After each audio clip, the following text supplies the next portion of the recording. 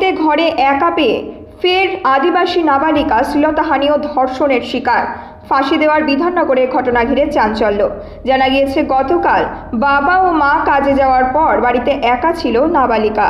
সে সময় ঘরে ঢুকে তাকে একা পেয়ে শ্লীলতাহানি ও ধর্ষণের চেষ্টা করে পাশের গ্রামের এক যুবক। সুযোগ বুঝে পালিয়ে গিয়ে নিজের সম্ভ্রম রক্ষা করে নাবালিকা।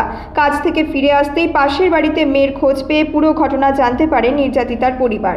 গোটা ঘটনায় বিধাননগর তদন্ত কেন্দ্রে লিখিত অভিযোগ দায়ের করে দোষীকে কড়া শাস্তির দাবি জানান নির্যাতিতার পরিবার।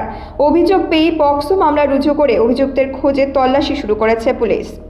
চা বাগানে গেছিলাম আমরা কাজ করতে, কাজ করার লোক নিয়ে যায় স্কুল, আমরা বাড়িতে ছেড়ে যাই ওকে, আর অনেক জোর।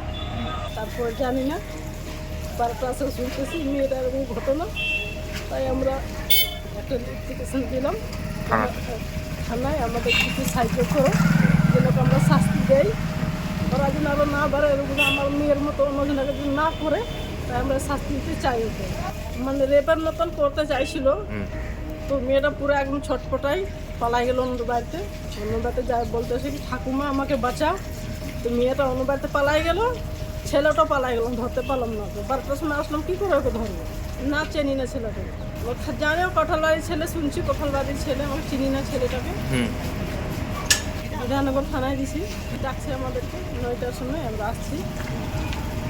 স্যার এখন নাই, কোথায় গেছে আসলে?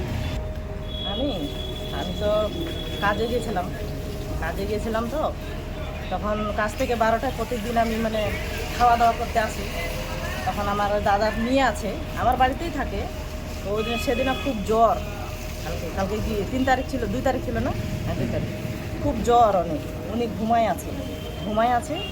তা কে জানি আমাদের বাড়িতে কেউ ছিল না, তো একটা লোকটা হয় রাজবংশী, ওই লোকটা আসে, মেয়েটার উপরে বাড়িতে ঢুকে জোর করে মেয়েটাকে ধরাধরি করে, জোর করতে। তো মেয়েটা কোনো মতো মনে জানটা বাঁচায়, ও বাড়াই গেছে।